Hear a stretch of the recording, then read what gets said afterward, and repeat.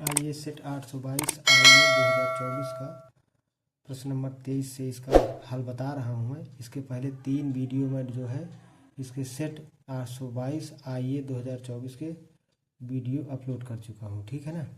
ये चौथा वीडियो है इस सेट का। इस सेट का कौन सा वीडियो है? चौथा वीडियो है, ठीक है ना। क्योंकि एक ही वीडियो पूरा बनाऊंगा पूरे एक पेपर का, आंसर पेपर का, तो वीडियो बहुत लंबा हो जाएगा, इसलिए मैंने पार्ट पार्ट में बनाने का निर्णय लिया है। वीडियो पसंद आए, समझ में गणित आए समझाई हुई, तो जो है वीडियो को लाइक कर दें और चैनल को सब्सक्राइब कर लें ऐसे ही वीडियो पाने के लिए। बोर्ड परीक्षा जो है, बोर्ड परीक्षा में ये सारे पेपर जो है बहुत सहायक होंगे, और जो भी पूरे आंसर को हल कर लेगा मेरा चैनल देख के, इनको सॉल्व कर लेगा, उनके पूरा सब कुछ समझ में आ जाएगा। और जो है वो कम से कम 60-70 नंबर से 60-65 नंबर से कम नहीं लाएंगे अगर पूरा वीडियो देख लेंगे, हर पेपर का देख लेंगे, ठीक है ना। तो कम से कम 65 नंबर से कम तो आएंगे ही नहीं किसी के 70 में, ठीक है ना। तो आइए शुरुआत करते हैं प्रश्न नंबर 23 से। तो 23वें नंबर का प्रश्न है। इसमें जो है निम्नलिखित समीकरणों को हल कीजिए। समीकरण हमारा 3/2 x माइनस 5/3 y बराबर -2 कामा दूसरा समीकरण है x/3 धन y/2 बराबर 13/6, ठीक है ना। ये 23वां प्रश्न से लॉन्ग क्वेश्चन है, जो है दीर्घ उत्तरीय प्रश्न है 6 नंबर के। तो समीकरण हमारा दिया हुआ है 3/2x माइनस 5/3y बराबर -2। पहले इसको हल कर लेते हैं, लघुत्तम ले लेते हैं। तो 2 3 का लघुत्तम कितना हो जाएगा? एलसीएम 6 हो जाएगा। फिर इस हर का एलसीएम से भाग देंगे, एलसीएम में भाग देंगे तो 2 3 आएगा, भाग देने पर 3 त्रिकाई 9x माइनस 3 से भाग देंगे 6 में, तो 3 दूनी 6, 2 आया, 2 का 5 में पूरा करेंगे, 5 दूनी 10 y बराबर -2। ये इस तरह से इतना हो गया। इसका तिर्यक गुणा कर दीजिए 6 का -2 में, तो ये हो जाएगा 9x माइनस का 10y बराबर -12। ये सब पहला समीकरण हमारा सेट हो गया, बन गया, ठीक है ना। इसके बाद दूसरा समीकरण है हमारा तथा, या और लगा के लिखिए इसको, x/3 प्लस का y/3 इक्वल बराबर है 13/6, 13/6। हाँ सॉरी, यहाँ पे 2 है, 3 नहीं है। तो इसी तरह जो है ये 13/6 हम लिख ही लेंगे यहाँ पे। 3 और 2 का एलसीएम कितना आएगा? 6 ही आएगा। फिर 3 से भाग देंगे 6 में तो 2 आएगा, 2 का x में गुणा करेंगे तो 2x प्लस का 2 से भाग देंगे 6 में तो 3 आएगा, 2 3 6, 3 का y में गुणा करेंगे तो 3y आ जाएगा। ये 6 तिर्यक गुणा में ऊपर जाएगा 13 के गुणे में, तो 6 अच्छा यहाँ से ये कैंसिल हो जाएंगे, कट जाएंगे, तो यहीं पर काट देते हैं हम। तो ये बन गया 2x धन का 3y बराबर कितना? 13, ठीक है ना। ये समीकरण 2 हो गया। अब समीकरण 1 और समीकरण 2 में से 2 विधियों में से इसको हल कर सकते हैं, प्रतिस्थापन विधि या विलोपन विधि से, ठीक है ना। तो चलिए कोई भी एक विधि बता देते हैं, ठीक है, या दोनों विधियों से इसको बता देते हैं, कोई दिक्कत नहीं है। जिसे बोर्ड परीक्षा में आए कि ये 2 समीकरण दिया है इसको हल करिए, तो प्रतिस्थापन या विलोपन किसी भी विधि से हल कर सकते हैं, ठीक है ना। लेकिन अगर जिस विधि का नाम लेकर कहे तो उसी विधि से बोर्ड परीक्षा में प्रश्न को हल करना है, अन्यथा जो है प्रश्न को गलत मान लिया जाएगा। एक विधि और है ग्राफी विधि। तो ग्राफी विधि जो है वो ग्राफ मिलेगा, अगर ग्राफी विधि से आएगा तो उसके लिए बॉक्स बना के कम से कम 2 मान एक्स वाई के 2 मान इस तरह रेखा बनेगी, तो रेखा खींच देंगे, वो सरल है, ठीक है ना। तो आइए पहले विलोपन विधि या प्रतिस्थापन, चलिए विलोपन ही बता देते हैं। तो विलोपन के लिए क्या करेंगे, यहाँ पर हमारा जो है देखिए ना x के गुणांक बराबर है और ना ही y के गुणांक बराबर है, तो हम y के गुणांक बराबर कर लेते हैं। तो ये प्लस का है, ये माइनस का है, तो जोड़ने पर कट जाएंगे और x का मान आ जाएगा। x का मान जब आ जाएगा तो उठा करके समीकरण 1 या 2 में रख देंगे, तो जो है y का मान आ जाएगा। वीडियो यदि समझ में आ रहा हो तो चैनल के बेल आइकन को प्रेस करके चैनल को सब्सक्राइब कर लें और वीडियो को लाइक भी कर दें, ठीक है ना। तो आइए शुरू करते हैं फिर। समीकरण हम y के गुणांक बराबर कर रहे हैं, तो y के गुणांक बराबर के लिए समीकरण 1 में 3 का गुणा कर देंगे आए, और समीकरण 2 में 10 का गुणा कर देंगे, तो 3 दहम 30, 10 तिहाई 30 बराबर हो जाएगा समीकरण 1 गुणे 3 प्लस 2 गुणे 10 करने पर। कहने का मतलब समीकरण 1 में 3 का गुणा करके समीकरण 2 में 10 का गुणा करके जोड़ने पर, प्लस का मतलब जोड़ने पर। तो समीकरण 1 में 3 का गुणा करिए, पूरे समीकरण में 3 का गुणा करें तो ये क्या हो जाएगा 9x ऋण 10y बराबर माइनस का 12। हम कितने गुणा कर रहे हैं समीकरण 1 में 3 का गुणा कर रहे हैं, तो यहाँ पर कितना हो जाएगा पूरा 3 का गुणा करेंगे तो 9 तिया 27x माइनस का 10 तिहाई 30 y बराबर 12 तिहाई माइनस का 36, ये बन गया। इसी तरह हम अब डायरेक्ट हम समीकरण 2 में किए दे रहे हैं कितने का गुणा 10 का, तो 10 दूनी 20 x प्लस 10 तिहाई 30 y बराबर 10 का गुणा करेंगे 13 में तो हो जाएगा 130, और हम क्या कर रहे हैं जोड़ने पर ये, तो यहाँ पर साइड में लिख दीजिए जोड़ने पर, ठीक है। तो माइनस का 30y प्लस का 30y कट जाएगा, जोड़ने पर घट जाएंगे तो कट जाएगा। 27 में से 20 जोड़िए तो 47 x बराबर 130 में 36 घटाएंगे तो कितना बच जाएगा, तो देखिए ये बच जाएगा 94। 130 में 36 घटाएंगे तो 94, ठीक है ना, प्लस का क्योंकि प्लस वाली संख्या बड़ी है, तो x बराबर हो जाएगा 94 बटे 47। 47 दूनी 94, तो x का मान कितना आ गया 2। इस तरह से x का मान हमारा 2 हो गया। अब हम x का मान उठा करके समीकरण 1 या 2 में किसी में रख देते हैं, चाहे जिसमें रख दें, तो जो समीकरण हमारा छोटा हो उसी में उठा करके रख देंगे। चलिए 2 में रख देते हैं, 2 हमें ये गुणांक छोटे लग रहे हैं, दोनों में से किसी में रख दीजिए मान आएगा। समीकरण 2 में x बराबर 2 रखने पर, तो रख दीजिए यहाँ पर x की जगह 2, तो 2x लिखा है यहाँ पे, तो 2 गुणे 2 x का मान 2 आया है, धन का 3y बराबर 13, तो 3y बराबर 13 और 2 दूनी 4, ये धन का है 2 दूनी 4, ठीक है ना, तो उधर जाएगा तो माइनस का 4 हो जाएगा। तो y बराबर 13 में से 4 घटाइए कितना 9, और 3 गुणे में है y के तो कहाँ चला जाएगा बटे में, तो 3 त्रिकाई 9, तो y का मान कितना आ गया, y का मान आ गया 3। इस तरह से हमारा आंसर हो गया, आंसर क्या हो गया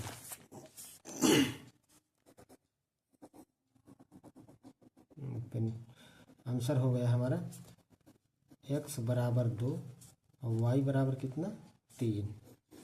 ये हमारा, तो ये हम कौन सी विधि से हल किए हैं, ये हम विलोपन विधि से प्रश्न को हल किए हैं, ठीक है ना। प्रश्न एक बार देख लीजिए और नोट कर लीजिए, पूरा एक कॉपी बना लीजिए अंशाल पेपर के हल करने के प्रश्नों की, ठीक है ना, इस तरह से, ठीक है। आइए अब 23वें के अथवा वाला प्रश्न करते हैं। अथवा किसका 23वें प्रश्न का अथवा, तो अथवा वाला क्या कह रहा है प्रश्न, ये कह रहा है उस एपी का मतलब अर्थमेटिक प्रोग्रेशन मतलब समांतर श्रेणी, ठीक है ना, कक्षा 10 में चौथा चैप्टर है, चौथा या 5वां चैप्टर है, हाँ 5वां चैप्टर है समांतर श्रेणी का। उस समांतर श्रेणी के प्रथम 51 पदों का योगफल ज्ञात करिए जिसके दूसरे और तीसरे पद क्रमशः 14 और 18 है। 51 पदों का योगफल निकालना है, तो n बराबर यहाँ पर कितना हो जाएगा 51, ठीक है ना। A2 मतलब दूसरा पद दिया हुआ है कितना 14, और A3 मतलब तीसरा पद दिया हुआ है कितना 18, ये ठीक है ना। तो अगर हम तीसरे पद में दूसरे पद को घटा देंगे तो सार्वांतर आ जाएगा, क्या आ जाएगा सार्वांतर को किससे व्यक्त करते हैं D से, तो सार्वांतर A3 माइनस A2, दूसरे में पहला घटा दे या तीसरे में दूसरा घटा दे, चौथे में तीसरा घटा दे पद, तो सार्वांतर ही आता है यदि समांतर श्रेणी है तो, ठीक है ना। तो चूंकि वो कह रहा प्रश्न में पहले से कि समांतर श्रेणी है तो हम तीसरे पद में दूसरे पद को घटा देंगे तो सार्वांतर आ जाएगा। तो 18 में से 14 को घटा देंगे तो कितना हो जाएगा 4, तो हमारा सार्वांतर कितना आ गया, सार्वांतर आ गया हमारा 4, ठीक है ना। अब हमें पहला पद निकालना है, तो हम क्या करेंगे, दूसरा पद हमारा 14 दिया ही है, ठीक है ना, तो दूसरे पद में अगर पहला पद घटा दे या सार्वांतर में दूसरा पद जोड़ देंगे तो तीसरा आ जाएगा। दूसरे पद में सार्वांतर घटा दीजिए, ठीक है ना, दूसरे में सार्वांतर घटा दीजिए तो क्या आ जाएगा, पहला पद आ जाएगा। तो दूसरे पद में दूसरा पद 14 है, सार्वांतर हमारा 4 आया है, तो पहला पद कितना हो जाएगा 10। पहला पद ज्ञात करना जरूरी है, तो ये प्रथम पद हो गया हमारा, ठीक है। तो एक श्रेणी बना है 10 4 14, 14 4 18, समांतर श्रेणी बन रही है। तो 51 पदों का योगफल निकालना है, तो SN बराबर, योगफल का सूत्र लगाएंगे, SN बराबर n/2 कोष्टक के अंदर 2a 2 गुणे a plus n-1 into D. n पदों के योगफल का ये क्या है, n पदों के योगफल की समांतर श्रेणी का क्या है, सूत्र है ये हमारा, ठीक है। इसको याद कर लीजिएगा सब लोग। तो SN बराबर मतलब 51 पदों का, n का मतलब 51 पदों का, तो 51/2 2 गुणे a का मान 10 आया है, प्लस 51 माइनस 1, सार्वांतर हमारा कितना आया है 4। ये इस तरह से 51/2 अंदर पहले हल कर लेते हैं, 10 दूनी 20 धन 51 में से 1 घटाएंगे 50, अब 50 में 4 का गुणा करेंगे कितना 200, 200 में 20 जोड़ेंगे तो 220 हो जाएगा। तो 51/2 गुणे 220, 2 से काट दीजिए 220 को, तो 2 1 के 2 2 1 के 2 110 आ जाएगा। अब 110 में 51 का कर देंगे गुणा, तो 51 का गुणा करेंगे 110 में, अगर इस तरह गुणा नहीं आता तो इस तरह बगल में रख के इस तरह गुणा कर लीजिए, ठीक है ना, समझ रहे हो ना, इस तरह गुणा कर लीजिए। तो हम कर रहे हैं 51 में 0 गुणा करेंगे 0, फिर 51 में 1 का गुणा करेंगे तो 51 की 1 हासिल आए 5, फिर 51 का 1 में करेंगे तो 51 में 5 जोड़ेंगे तो 56। तो इस तरह से उस समांतर श्रेणी जिसके प्रथम और द्वितीय और तृतीय पद 14 और 18 दिए हैं, उसकी 51 पदों का योगफल कितना आया 5610।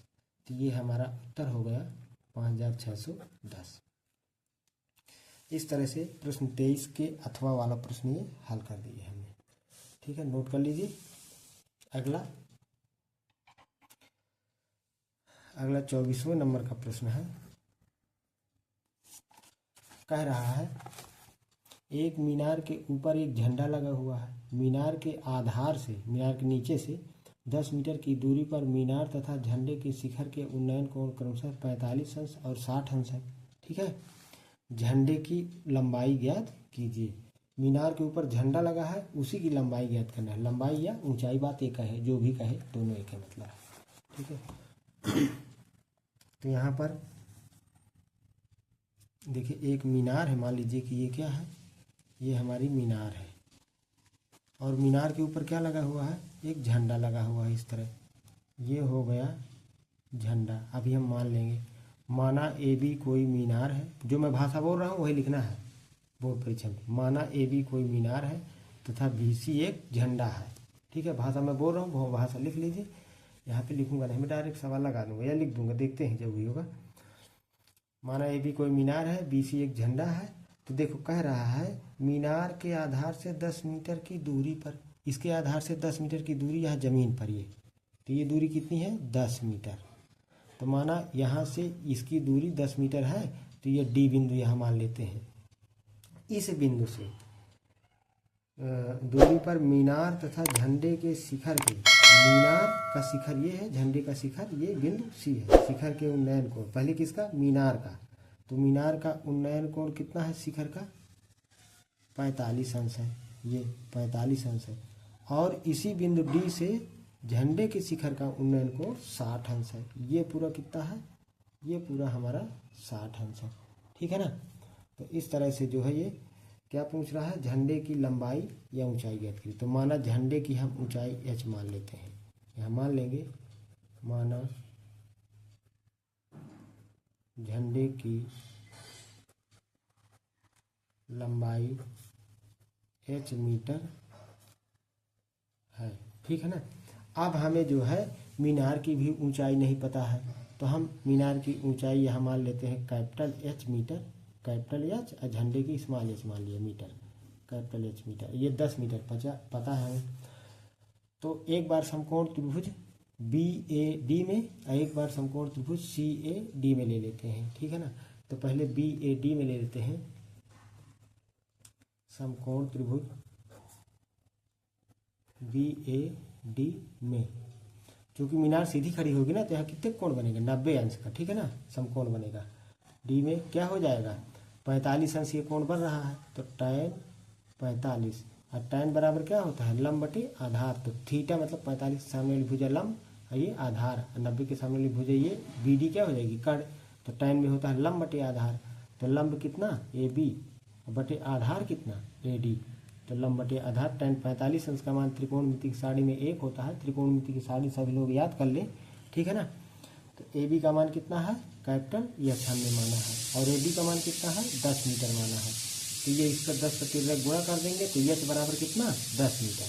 H बराबर 10 मीटर, मतलब मीनार हमारी 10 मीटर ऊंची है, ठीक है। लेकिन मीनार की ऊंचाई नहीं पूछ रहा, किसकी पूछ रहा है, झंडे की। तो अब हम समकोण त्रिभुज मिलेंगे, देखिए यहाँ पे ऐसे। अब समकोण त्रिभुज किसमें, CAD में, CAD में, समकोण त्रिभुज CAD में ले लेते हैं, ठीक है ना। तो जब CAD में लेंगे, देख लीजिए यहाँ पे CAD, तो कितना कोण लेंगे, 60, लंब हो जाएगा CA या AC, आधार हो जाएगा AD। तो tan 60 बराबर ये हो जाएगा हमारा tan 60 अंश बराबर CA या AC बटे AD, लंब बटे आधार। CA का मान कितना है, small h plus capital H, ये ठीक है ना। अब बटे AD का मान कितना है, 10 मीटर। tan 60 का मान √3 होता है त्रिकोणमिति की सारणी में। तो हमें small h plus capital H का मान निकालिए है 10 मीटर बटे 10, इसका तिर्यक गुणा कर दीजिए, बटे ना लिखते रहिए, तो हो जाएगा 10 √3। अब इस 10 को 10 √3 की तरफ ले आइए, तो 10 √3 ऋण 10 बराबर कितना, H। इन दोनों पदों में क्या कॉमन है, H का, वो 10 कॉमन है, तो H को इधर रख लीजिए बाएं तरफ, और 10 √3 माइनस 10 को दाहिनी तरफ रखते हुए 10 कॉमन लेते हुए डायरेक्ट लिखते हैं, ठीक है ना। तो H बराबर क्या हो जाएगा, 10 कॉमन, तो अंदर बचेगा √3 ऋण 1 मीटर, ठीक है ना। ये हमारा उत्तर हो गया, ठीक है, ये हमारा उत्तर हो गया। यदि उत्तर ऐसे नहीं रखना है, हमें √3 का मान रख के उत्तर निकालना है, तो हम √3 का मान भी रख देंगे, ठीक है ना। तो √3 का मान क्या होता है, जिसे रखना है, अगर अगला उत्तर लिखना है, नहीं इतना लिखना, वैसे इतना ही लिख दोगे तो पूरे नंबर मिलेंगे। तो 10 √3 का मान 1.732 ऋण 1 ऐसे रख दो। तो 10 गुणे, ये गुणे का चिन्ह है यहाँ पे, 1.732 में 1 घटाओगे तो 0.732 आएगा, ठीक है ना। 10 का गुणा करोगे तो एक अंक दशमलव दाहिनी तरफ बढ़ जाएगा, तो ये हो जाएगा 7.32 मीटर। तो हम दशमलव में भी इस तरह आंसर निकाल सकते हैं और अंडर रूट में भी निकाल सकते हैं, दोनों में से कोई भी आंसर लिख सकते हो, दोनों में फुल नंबर मिलेंगे, 6 के 6 नंबर, ठीक है ना। तो ये हमारा जो है 24वां प्रश्न हो गया। अब हम 24वें का अथवा वाला प्रश्न देखेंगे, ठीक है। 24 का अथवा वाला प्रश्न देख लेते हैं, ठीक है।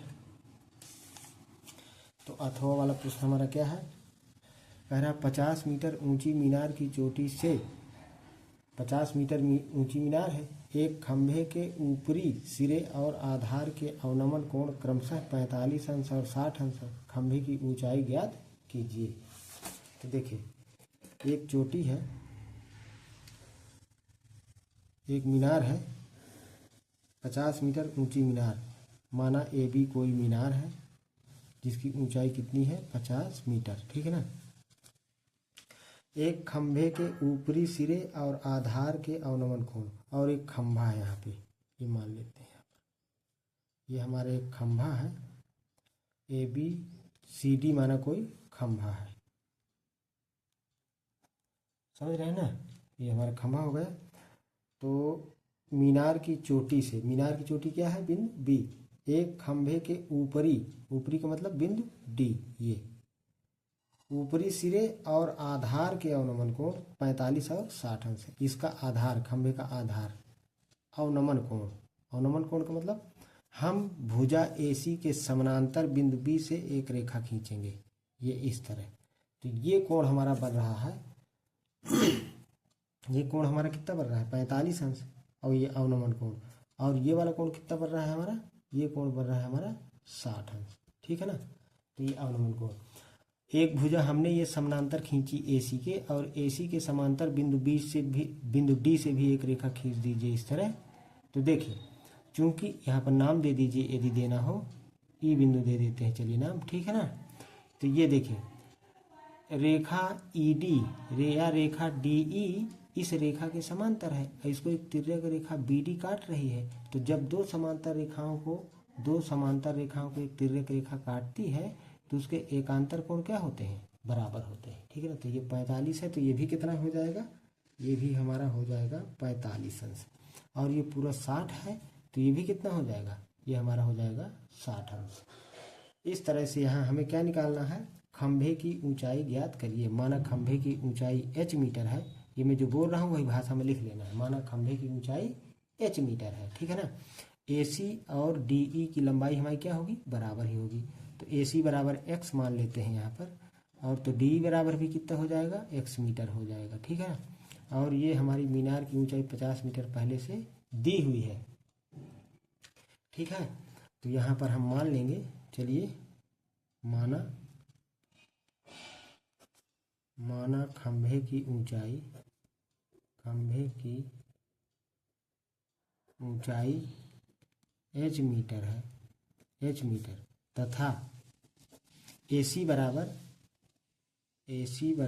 DE बराबर x मीटर है, ठीक है। ऐसा मान लेते हैं, ठीक है ना, क्योंकि जितना AC होगा उतना ही हमारा DE होगा। अच्छा, ये हमने खंभे की ऊंचाई DC की या CD की ऊंचाई h मीटर माना है, तो हमारा AE भी कितना होगा, ये भी हमारा h मीटर ही हो जाएगा। तो ऊपर वाला ये हमारा BE कितना हो जाएगा, BE हो जाएगा 50 माइनस h, ये इतना हो जाएगा, पूरा 50 है, समझ गए ना। तो ये इस तरह हो जाएगा। तो हमें h का मान निकालना है।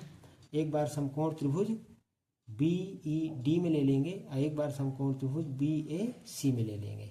तो देखिए, चाहे जिसमें पहले लें,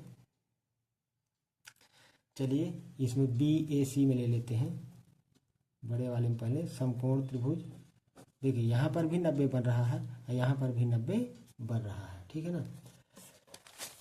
तो ये हो जाएगा हमारा समकोण त्रिभुज BAC में कितना कोण बन रहा है, यहाँ पे 60 अंश बन रहा है, ठीक है ना। तो tan 60 बराबर AB या BA AB बटे AC।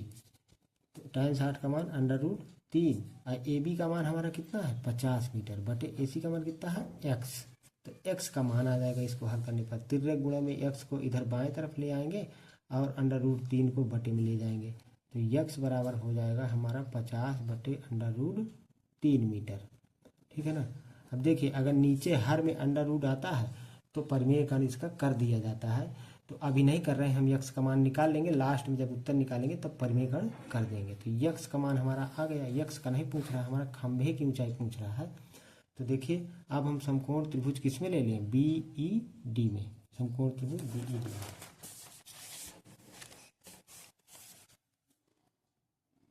समकोण त्रिभुज BED में, हाँ सही है, BED में ही है, सही है। तो ये कितना हो जाएगा, tan 45 बराबर क्या हो जाएगा, tan बराबर लंब बटे आधार। तो ये हो जाएगा BE लंब बटे आधार हो जाएगा हमारा DE। जितना हमारा DE है उतना ही AC था, या जितना AC है उतना ही DE है। tan 45 का मान 1 और BE का मान कितना है 50 माइनस h, ठीक है ना, बटे DE का मान कितना है x मीटर। और x का मान आ चुका है, इसका तो कर देते हैं इधर तिर्यक गुणा। तो x में 1 का गुणा होगा तो x हो जाएगा बराबर 50 माइनस h। h का मान निकालना है तो इधर बाएं तरफ ले आइए, x को दाएं तरफ ले जाइए। तो माइनस का h है तो इधर आएगा प्लस का हो जाएगा। तो h बराबर 50 माइनस x सॉरी, तो h बराबर हो जाएगा 50 माइनस x का मान कितना आया है, x का मान अभी हम निकाले हैं 50 बटे √3 मीटर, ये निकाले हैं x का मान, ठीक है ना। तो हो जाएगा 50 बटे √3 मीटर। लघुत्तम ले लीजिए तो ये हो जाएगा 50√3 माइनस 50 बटे बटे √3।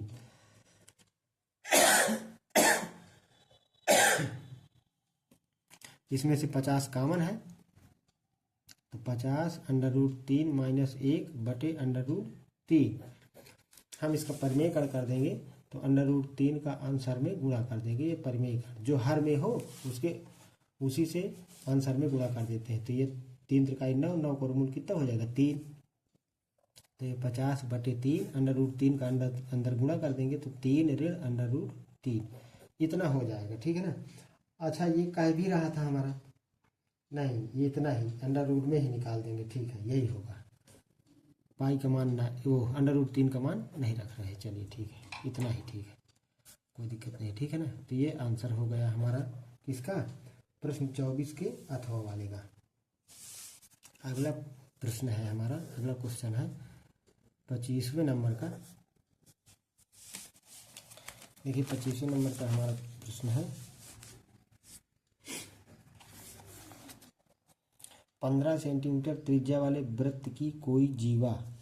देखिए 15 सेंटीमीटर त्रिज्या का कोई हमारा वृत्त है। ठीक है ना। इसकी त्रिज्या कितनी है 15 सेंटीमीटर। केंद्र ओ मान लेते हैं। वृत्त की कोई जीवा केंद्र पर 60 अंश का कोण अंतरित करती है। यहाँ पे ये भी 15 ही हो जाएगा। इधर केंद्र पर कितने का कोण बनाती है 60 अंश का कोण बनाती है इस तरह। ठीक है ना। अंतरित करती है। लघु और दीर्घ वृत्तखंड का क्षेत्रफल ज्ञात करिए। पाई का मान 3.14, √3 का मान 1.73 रखना है ये। ठीक है ना। तो ये हमारा क्या हो जाएगा, ए बी यहाँ मान लेते हैं। ये हमारा लघु वृत्तखंड हो जाएगा ये वाला ए बी। ठीक है ना। अब बी ए क्या हो जाएगा, हमारा दीर्घ वृत्तखंड हो जाएगा। तो पहले हम लघु वृत्तखंड का क्षेत्रफल निकाल लेते हैं और फिर पूरे वृत्त के क्षेत्रफल में से लघु वृत्तखंड के क्षेत्रफल को घटा देंगे तो दीर्घ वाले का क्षेत्रफल आ जाएगा। तो यहाँ पर दिया है r बराबर 15 सेंटीमीटर और थीटा बराबर कितना दिया है 60 अंश दिया है। अतः लघु वृत्तखंड का क्षेत्रफल, लघु वृत्तखंड का क्षेत्रफल ए से व्यक्त कर देते हैं लघु वृत्तखंड, या ए बी ही लिख देते हैं। चलिए ठीक है ना। इस तरह ए बी और उसका लिख देंगे बी ए, लघु वृत्तखंड का क्षेत्रफल। तो सूत्र होता है थीटा बटे 360 गुणे पाई r स्क्वायर। थीटा का मान कितना है 60 बटे 360। पाई का मान कह रहा है वो कि 3.14 रखना है, 3.14। r का मान हमारा 15 है तो 15 का होल ऑफ स्क्वायर। 0 से 0 काट दीजिए, 6 के 6 36। तो ये हो जाएगा 1/6। तो 1 में 3.14 का गुणा करेंगे तो 3.14 ही होगा बटे 6। 15 ही हम 225 हो जाएगा। ठीक है ना। अब इसको काटना हो तो काट लीजिए 225 को। 6 से 6 त्रिक 18। तो चलिए अच्छा इसको काट लीजिए 6 पंचे 30। कट कोई नहीं रहा 6 से। ठीक है ना। दशमलव में ही आएगा। काट लेते हैं इसको। 6 त्रिक 18, 22 में से 18 घटाएंगे 4, उतार लिया 5 का। 6 सत्ते 42, 45 में 42 घटाएंगे 3, दशमलव लगाइए 0 बढ़ाइए तो 6 पंचे 30। तो ये आ गया 3.14 गुणे 37.5। अब हम इसका कर लेंगे गुणा तो हमारे लघु वृत्तखंड का क्षेत्रफल आ जाएगा। ठीक है ना। अब इसका गुणा आप लोग कर लीजिए, कहे में आएगा सेंटीमीटर स्क्वायर में। क्षेत्रफल आता है हमारा सेंटीमीटर स्क्वायर में। ठीक है। तो यह गुणा करने पर देखिए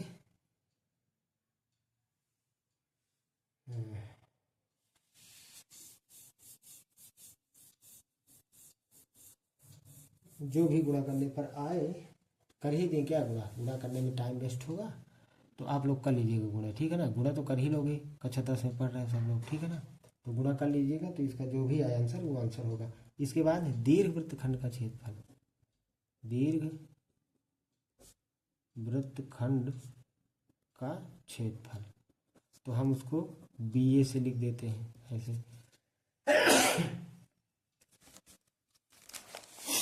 बी ए से लिख देते हैं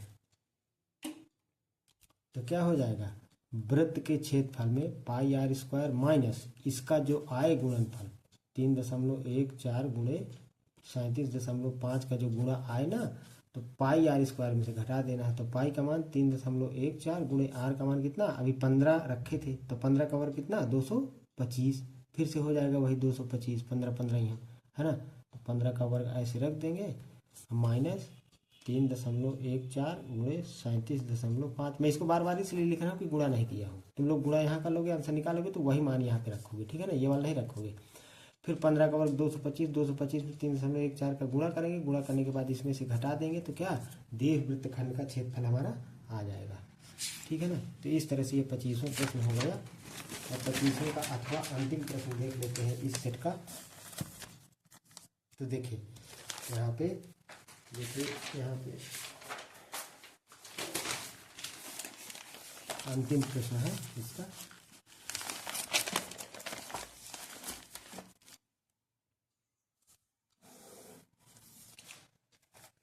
कह रहा है लकड़ी के एक ठोस बेलन के प्रत्येक सिरे पर अर्धगोला निकालकर एक वस्तु बनाई गई है।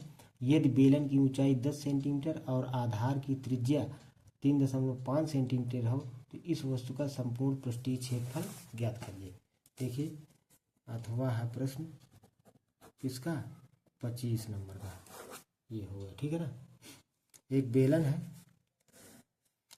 इसकी ऊंचाई जो है कितनी है 10 सेंटीमीटर, और इसके यहाँ की त्रिज्या कितनी है, यहाँ की त्रिज्या है 3.5 सेंटीमीटर ये त्रिज्या है। और इसका ये सिरा अर्धगोला है और इधर का सिरा भी अर्धगोला है, समझ गए ना, ऐसे अर्धगोला टाइप का है।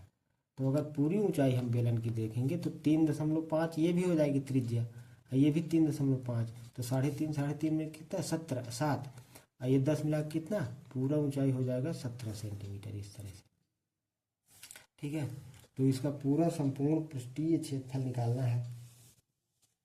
तो पहले हम देखिए बेलन का संपूर्ण पृष्ठीय क्षेत्रफल निकाल लीजिए, बेलन का संपूर्ण पृष्ठीय क्षेत्रफल।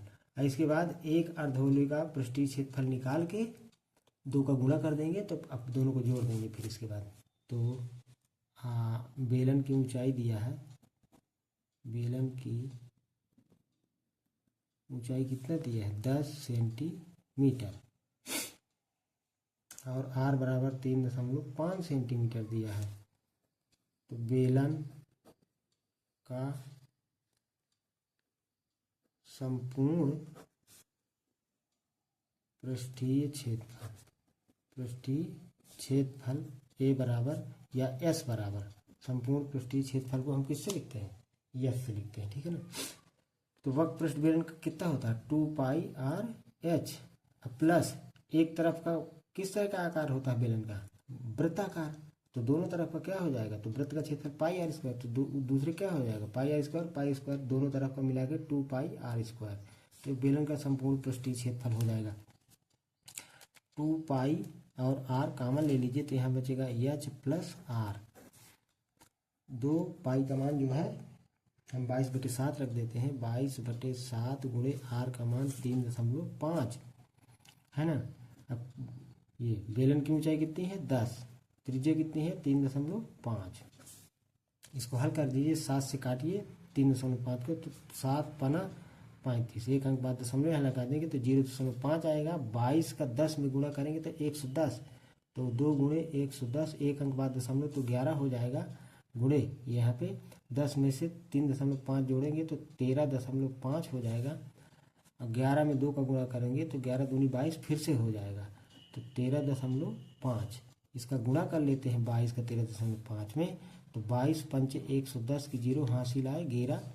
अब 22 तिरका 66, और 66 में 11 जोड़ेंगे तो कितना 77 की 7 हासिल आए फिर 7 हमारा, ठीक है ना। 22 इक्के 22, 22 7 कितना 29, तो एक अंक बाद दशमलव, तो ये हमारा क्षेत्रफल आ गया 297 सेंटीमीटर स्क्वायर, किसका बेलन का, ठीक है ना, 297 सेंटीमीटर स्क्वायर, ये बेलन का संपूर्ण पृष्ठीय क्षेत्रफल आ गया।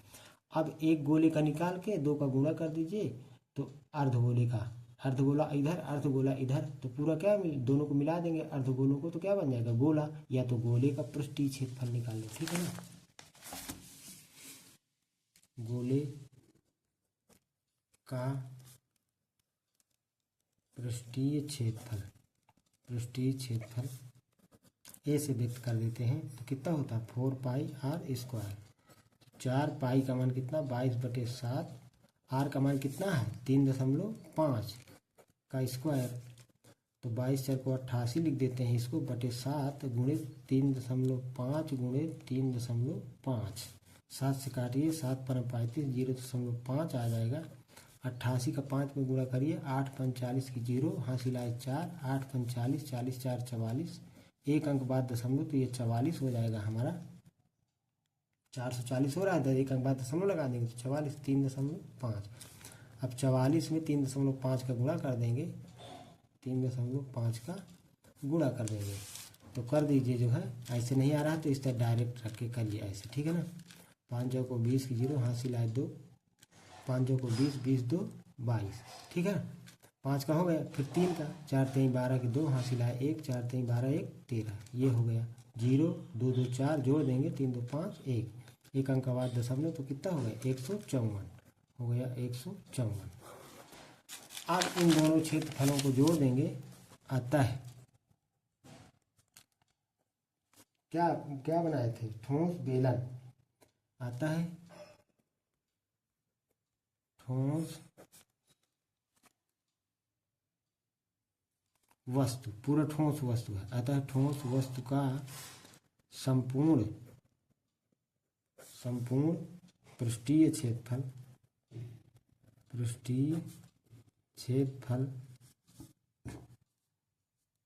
ठीक है ना। S1 बराबर लिख देते हैं कितना S + A, तो बेलन का कितना आया हमारा 297, और अर्धगोलों का कितना आया है 154, ठीक है ना। 7 4 11 की 1, हासिल आए 1, और 9 5 14, 14 1 15, फिर हासिल कितना आया एक बार 7 4 11 की 1, हासिल आए 1, 9 5 14, 14 1 15 की 5, हासिल 1, 2 1 3 1 4, 451 इतना आ रहा है, ठीक है ना 451। लेकिन अब ध्यान देना है यहाँ पे ये ध्यान देना है कि यहाँ पर हमारा जो है देखिए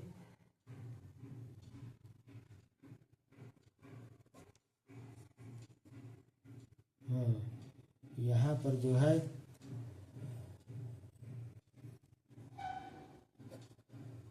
ये एक तरफ का, हमें क्या करना पड़ेगा, इधर ये जो चित्र में देखिए समझिए, जब हम इसका गोले का निकाले हैं ना तो इधर का भी पृष्ठीय क्षेत्रफल जुड़ गया और ये बेलन का भी जुड़ गया, तो ये दुगुना जुड़ गया, ठीक है ना। इसी तरह हमारा इधर का भी जुड़ गया और इधर का भी जुड़ गया, तो आधा आधा इधर का जुड़ गया, तो क्या करेंगे इसमें से पाई आर स्क्वायर घटा देंगे, पाई आर स्क्वायर, तो 451 माइनस पाई का मान 22/7 गुणे आर का मान 3.5 का होल ऑफ स्क्वायर। 451 माइनस, जब इसको हल करेंगे तो ये हमारा कितना आएगा 77, हल कर लीजिएगा, तो 451 में 77 घटाएंगे तो कितना 374 सेंटीमीटर स्क्वायर, ये हमारा आंसर है, ठीक है ना। इस तरह से ये सेट पूरा बता दिया मैंने। वीडियो पसंद है तो शेयर लाइक सब्सक्राइब अवश्य करें।